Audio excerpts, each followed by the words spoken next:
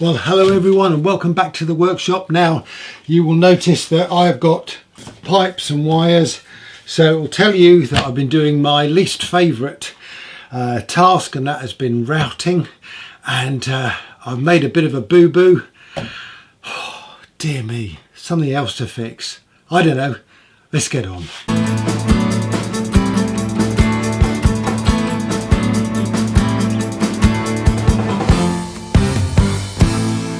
So this is another in the series of the JurgsCup challenge builds, and this is the hollow body guitars, and what I've been doing is just routing round the edges there just to smooth off, to make these a bit softer to play. And so I did my son-in-law's fine, no problem at all, both sides, really good. It needs to be sanded down now.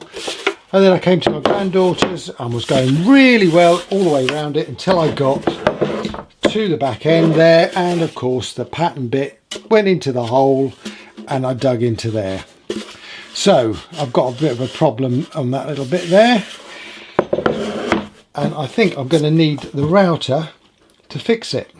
Okay, so this is too big to bodge with dust and glue or anything like that. So what I've done, I've made myself this router template, and what I'm going to do is just place that, and he's saying being careful here, round the little bit that I need to remove, just there. Okay, so I'm now going to route this bit out. I'm going to have to route it right down, unfortunately, to the mahogany there, or the sapele, and then fill that piece in with another bit of maple, which I've got here. So yeah, let's get that routed. You know, I keep telling myself, don't keep making mistakes, Dave, but do you think it's sinking in? So here's another classic Dave mistake. The other day I was having trouble moving these bolts in the slots, so I thought, oh, I know what I'll do, I'll make the slots wider. So I did, but then, oh dear me, when I'm turning it, it's actually turning the bolt head underneath. Here we are, this one, because I've made it too wide. And when I built the thing, let me switch it over, I'd made the slots narrow so they caught in the head of this bolt here. It's one of these old roofing bolt type things. So what I'm having to do is to put some aluminium runners now to grip the bolt to stop it turning, as it does there, as you can see. Oh dear me, I just keep adding to it, don't I? On the positive side, I get a lot of practice at fixing things.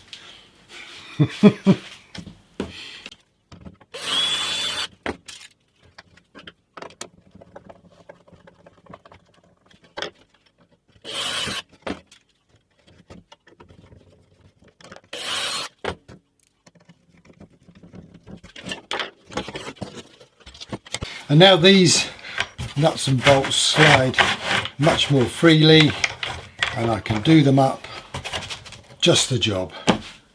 I've been looking through my offcuts and I found the bits that I cut off the top of this guitar. So I've got the bit that came from this area here. So I think I'll use that to fill that hole. You know, the grain isn't going to match exactly, but we can get it near enough, I think. So now then, let's see if we can mark this up. What we need to do is to, that looks reasonably okay. Right, how to do this? Let's mark where that bit of grain is there.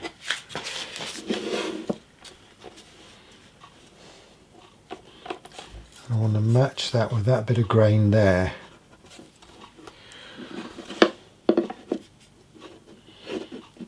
And sort of like that, I think.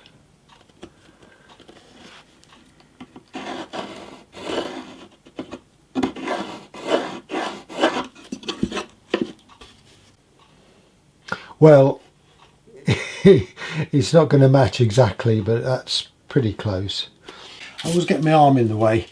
The trouble is my workshop really isn't designed as a studio, to be perfectly honest with you, but I'll have to make do. Right, what I'm doing now is just want to get the curve of the back of the guitar with this bendy thing. Okay, so I'm going to mark that. So if you can see it, that's the shape I've got to cut out. Before I do that, you'll notice that I've actually gone into the sapele here. So I've got a very thin strip of sapele. That'll be okay. So I'm going to glue that on the back of this piece here before I cut it out.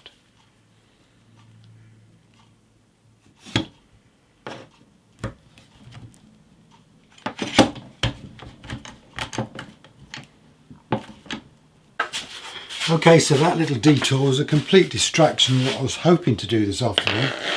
Now I've modified this block.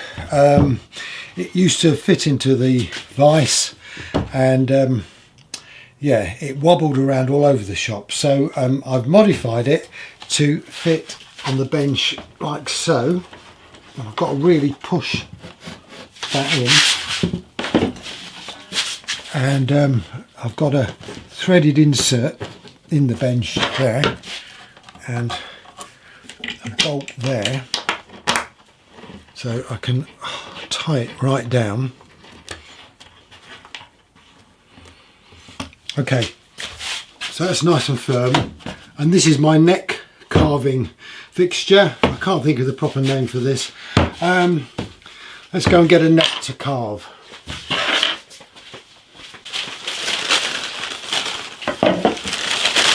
Now, I don't really want to mess up the fretboard, so I'm going to put some tissue paper underneath it, like so. Put that on there. That angled piece at the end there should just hold the headstock nice and secure. Right, I've decided the clamp's probably not the right thing to use here, so I'm going to use these inner tubes. So let me just quadruple them up a bit. Actually, doubling up should be enough.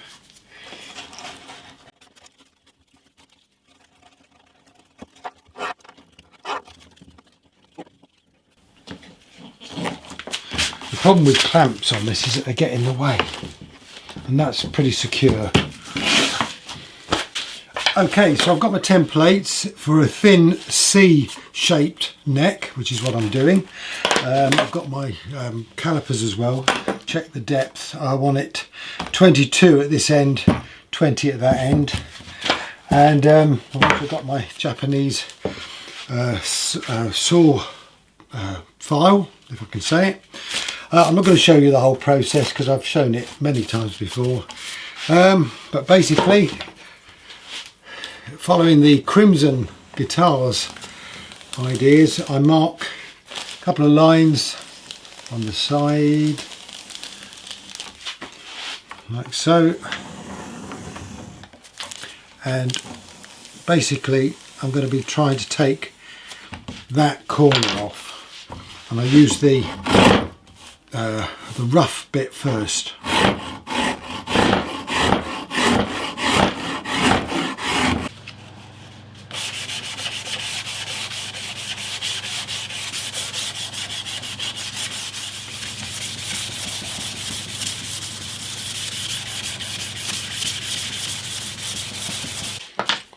Okay, I've shaped this piece that I stuck together yesterday, and it's a pretty good fit if I push it into there, and it sort of follows the grain to a certain extent. May need to put a little bit of filler in there as well, but I think what I'm going to do now is glue it in, and then I can sand it and shape it afterwards.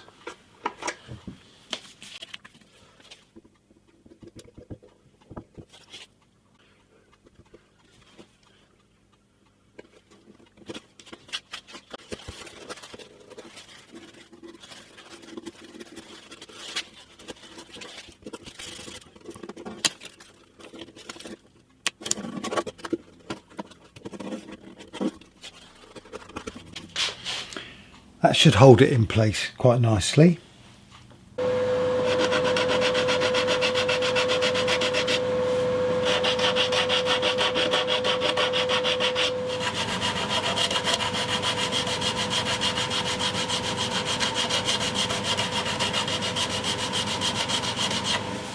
Well, look, it's obviously not perfect, but perfect would have been not to have chipped it out in the first place, but never mind.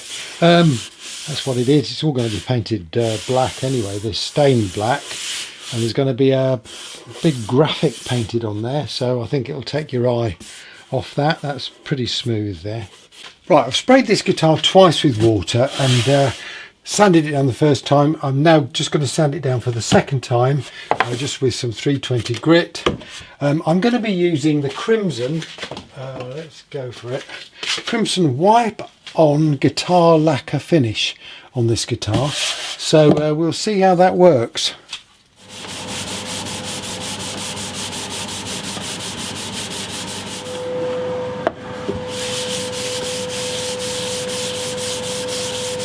I'm really pleased with how this is looking, and the routing that curve on the edge there has really sort of added to it. There are some little woodworm holes in and around the guitar. I'm going to leave them. I'm not going to try and fill them because I think it adds to the character of the whole thing. Beautiful piece of wood, this. Lovely figurine. Anyway, that's all ready to be finished. Now, when I started this project, I said I was going to use the finishing oil, Liberon finishing oil, on this guitar, which I used on my acoustic guitar, and it gave me a lovely finish. I put about 17 coats of it on, so you need quite a bit. But then I got hold of some of this wipe-on lacquer, which is water-based. So this is an offcut from the top. I shall cover a bit with the lacquer and a bit with the oil. I'm just wondering whether the oil will take it a little bit warmer, if you know what I mean, and that might look nicer. So let's do the oil first. This can is getting a bit old and a bit gooey, so it's not ideal, but there's plenty of the oil in it. So usually you can tell when you've put the oil on what it's going to do.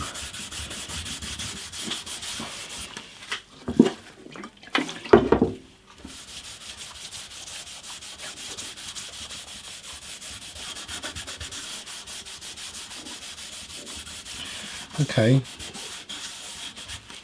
now I'll leave that to one side. Now then, let's try this water-based lacquer. This is a wipe-on lacquer from Crimson Guitars, and apparently it'll give you a sort of a matte sheen with a couple of coats, or a gloss sheen if you put loads on, so we'll see. But as I suspected, this doesn't really alter the colour, does it? Or is it? Is it soaking in? Yeah, it's not.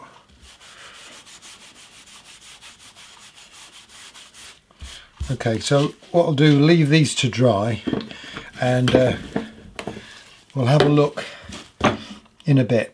Okay, so it's been a couple of hours, and I've actually put 2 coats of the Crimson finish and the Liberon oil on, and I think I'm going to go with the oil because it was that sort of warm finish that I was after. So I think that's answered my question, although this is a nice finish, and I can see that it would be really good on a guitar, just not this one.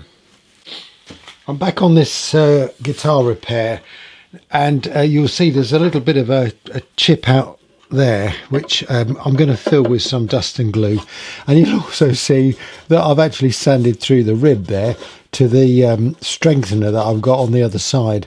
But this is all going to be covered with a metal plate, and I'm just going to have to go a bit wider with it. Yeah. These things happen, don't they? So I've mixed up some wood dust. This is cherry wood, which I think, according to my chart here, will probably give me the sort of closest thing I can get to the wood. So let's get some in there. This is mixed with PVA to give it that slightly lighter texture, a lighter colour I should say, sorry, not texture.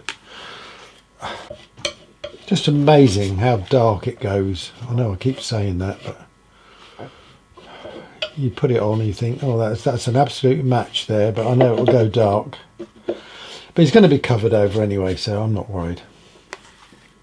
We actually got our first rain in the UK for 40 days this morning, and I knew it was going to rain because Carolyn said to me, can you clean the windows? So I did that, and of course as soon as I'd finished, shh, down it came. I've just been reading the comments in the previous video, and because I'd filed off this insert, I've taken all the coating off. So what I've done, I've put some Rustin's metal lacquer over the end there. Hopefully that's going to just keep it protected.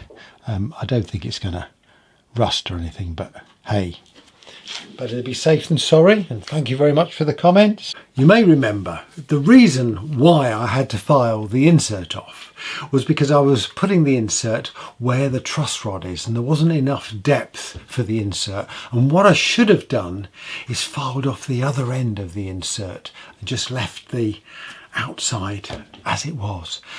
Alternatively, somebody suggested what I could have done is drilled a bit of an indent in the body just to take that excess insert. So there's a couple of suggestions there, both of which I missed, but never mind. Right, well, while I'm waiting for things to dry, I feel like a bit of tool modification is required, and this is my sort of neck carving fixture, and I've got this sloping bit to handle the headstock, but what would be really useful would be to be able to swap it over to the other side. So I've got a couple of bits of bolt that I've actually cut off. I can't remember why I've done that, but I've done that and I've kept them, and I think these are going to be useful to do what I want to do here. So first things first, I need to find out what the diameter of those are, and it looks like, I'd say they're M10s, aren't they? M10s. So that's a 10mm drill.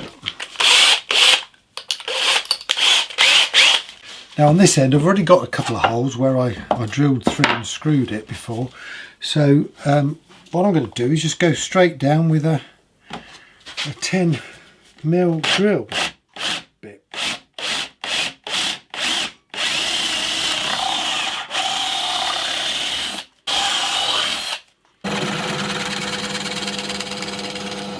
Okay, I had to saw the bolts down a little bit because they're a little bit too long, but they look all right, so hopefully that's just going to go and fit into there like so. Now then, all I need to do is drill some holes on the other side. That's much better.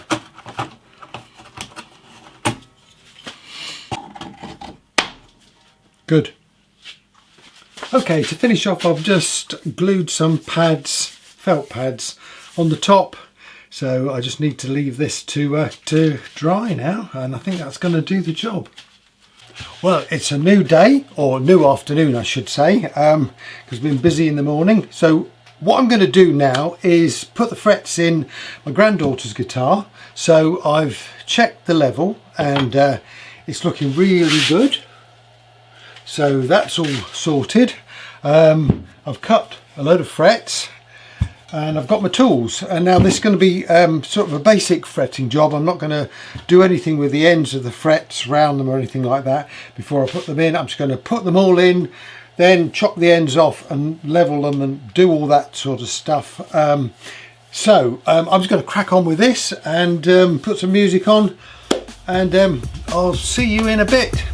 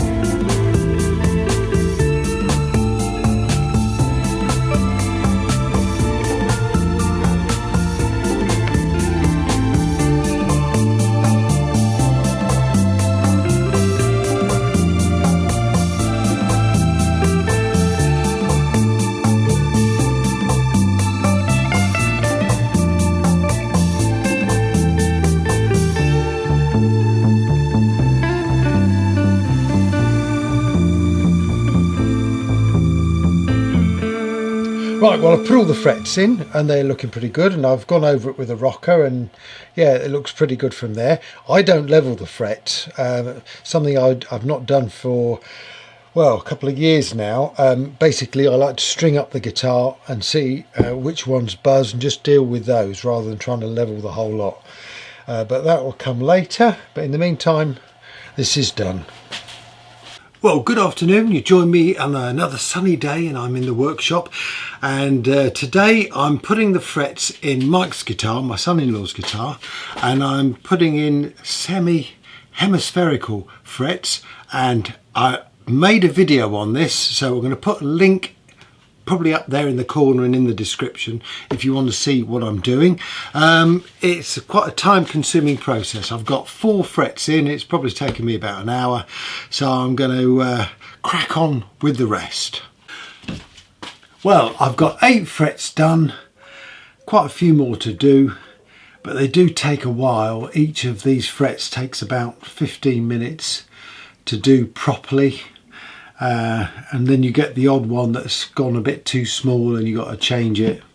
So I'm going to carry on with these, but I'm going to call this video a day. Thank you very much for watching. Thank you for all your comments, and please stay with this series. I'll see you soon, and in the meantime, stay safe. Cheers.